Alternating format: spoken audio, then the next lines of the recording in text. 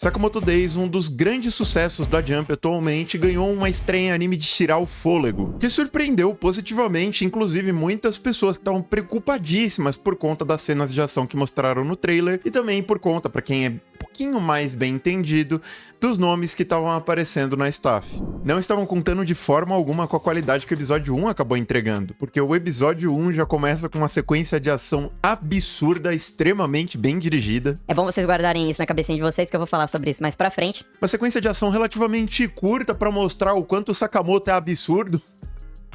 Funciona muito bem. Tem um narrador muito legal que resume, de forma bem resumidinha mesmo, a vida do Sakamoto até ele ficar desse jeito aqui. Quer dizer, ele era um assassino lendário, extremamente temido pelos inimigos, muito admirado pelas pessoas do mesmo ramo que ele, que acabou se apaixonando à primeira vista pela moça da vendinha que ele foi comprar os bagulhos. Casou com ela, construiu família, aquela coisa toda, e acabou saindo do ramo, só que ele engordou no meio do caminho.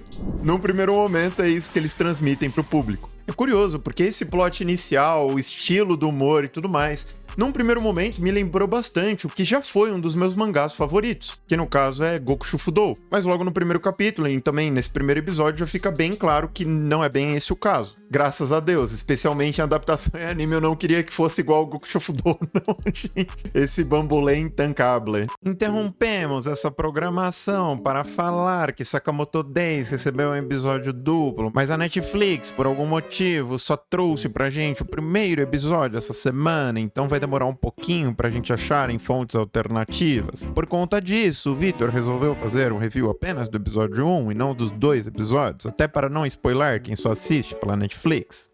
Mas enfim, o Sakamoto casou, tá com uma família feliz, é um tipo de faz tudo no bairro dele, as pessoas gostam dele.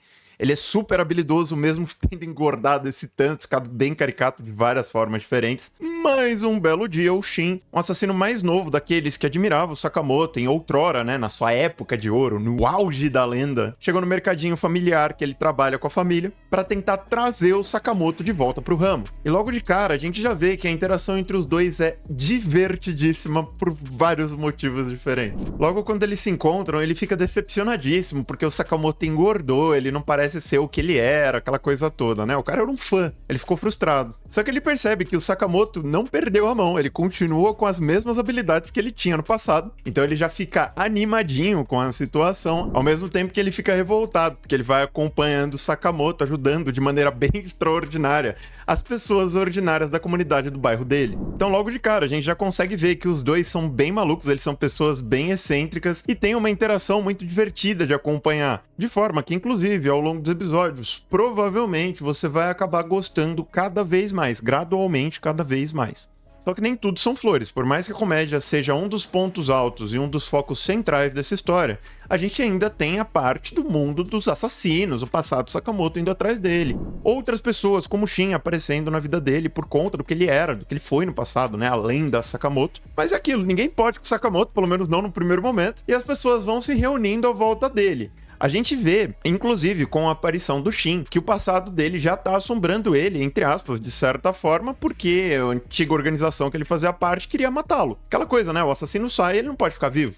É um clichê bem comum, inclusive, de obras que envolvem assassinos. Tinha exemplos melhores, mas o primeiro exemplo que eu consigo lembrar que passa por minha cabeça é Kuroshai, né, velho? Cara, que péssimo exemplo pra essa situação. Mas enfim, por conta disso, o Shin realmente volta lá pra tentar matar o Sakamoto, só que ele acaba tomando uma surra. E aí, bem, ele se conforma que o Sakamoto continua sendo o ídolo dele, que o Sakamoto continua sendo a lenda, apesar de gordinho, apesar de estar meio caricato e tudo mais. E ele vai lá falar com a organização que tá querendo matar o Sakamoto, pra ver se ele consegue fazer os caras desistirem da ideia. Obviamente, isso não aconteceu. Ele acabou arrumando problema pra cabeça e os caras começaram a tentar matar ele, por consequência. E nesse momento, a gente descobre que o Sakamoto não tinha largado completamente a vida antiga dele. Não à toa, ele mantinha as habilidades dele em dia, ele continuava em forma.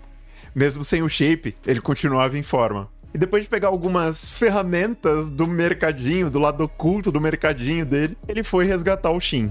E a história vai seguir a partir daí, com os dois interagindo lá na vendinha do Sakamoto, o Shin sendo uma espécie de cria do cara, né? Enquanto outros problemas vão aparecendo pra eles resolverem, várias piadas muito funcionais vão sendo contadas ao longo da história. Em diversos momentos, a gente vai acompanhar mais sobre o passado do Sakamoto. Passado muito divertido, o assassino romantizado, aquela coisa toda, o cara é muito B10, ele é bem boladão das ideias e tudo mais. Flashbacks sempre acompanhados de cenas de ação muito legais no mangá, inclusive no anime eu espero que eles continuem mantendo esse nível de qualidade que o episódio 1 entregou, foi absurdo, muito acima do que as pessoas esperavam, porque as pessoas elas olham pra animação hoje, elas não enxergam a fluidez desejada e elas acham que vai ser um lixo. Elas subestimam a capacidade de uma boa direção, uma direção muito competente, que é o que Sakamoto Days está mostrando pra gente. Olha, a animação ela pode estar limitada em vários aspectos, mas você nem sente. Você não sente. Pelo menos nesse episódio 1 não dá pra reclamar, gente. Tá muito bem feito. É claro que não tá 100% estático. Se tivesse, seria impossível a direção fazer um trabalho nesse nível. Mas comparado com animes como Solo Leveling, por exemplo, visualmente Sakamoto Days sola. Mas do ponto de vista de fluidez, por fluidez, não se compara a Solo Leveling. Solo Leveling tá muito mais fluido. Só que Solo Leveling não tem a mesma qualidade técnica da direção que Sakamoto Days. Vocês estão entendendo?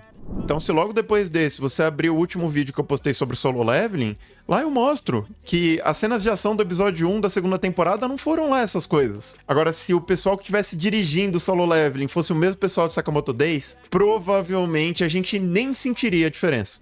Aí, nisso, gente, por conta de situações recentes relacionadas aos meus vídeos, pode vir uma galera falar assim: nossa, mas você tá comparando Sakamoto Days com Solo Leveling, nada a ver. Não, gente, eu tô dando um exemplo pra ilustrar a diferença na qualidade da direção entre duas obras muito populares que são muito voltadas pra ação. É só isso.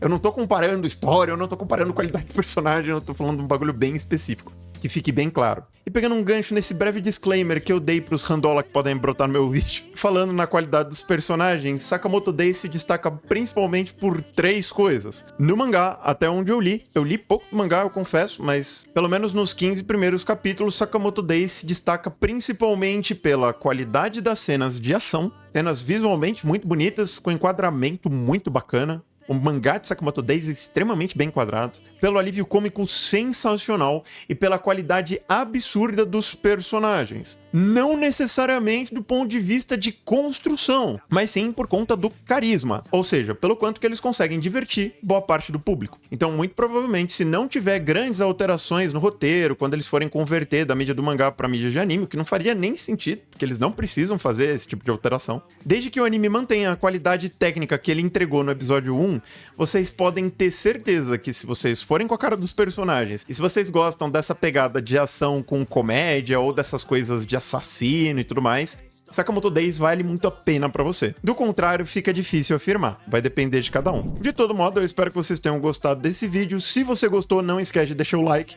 Minha voz. De todo modo, eu espero que vocês tenham gostado desse vídeo. Se você gostou, não esquece de deixar o like. E cogita se inscrever no canal caso você ainda não seja inscrito. Se você não tem muita noção do que esperar de mim, do meu canal, dá uma olhada nos outros vídeos que eu já postei. Tem um vídeo de react perdido aí no meio, mas se você não for inscrito, você não precisa ver. Dá uma olhada nos outros vídeos, que é onde eu realmente crio conteúdo de fato, né? Mas antes de eu me ir, me fica uma informação extra de curiosidade pra você que chegou até o final. Essa temporada de Sakamoto Days vai ter 11 episódios, só que Sakamoto Days já recebeu no mínimo 24, que vai seguir o modelo de split cur. Então, a primeira parte de 11 episódios está estreando nessa temporada de janeiro de 2025 e a segunda parte vai estrear na temporada de verão, que vai começar em julho. Então, se você gostar da temporada de Sakamoto Days, vocês já podem marcar que junto com Dandadan, a gente vai ter a segunda parte de Sakamoto Days, provavelmente uma qualidade muito similar à da primeira. Então, se você gostar da primeira parte, a segunda vai ser fichinha, vai ser bem de buenas de assistir. Agora sim, gente, eu vou ficando por aqui.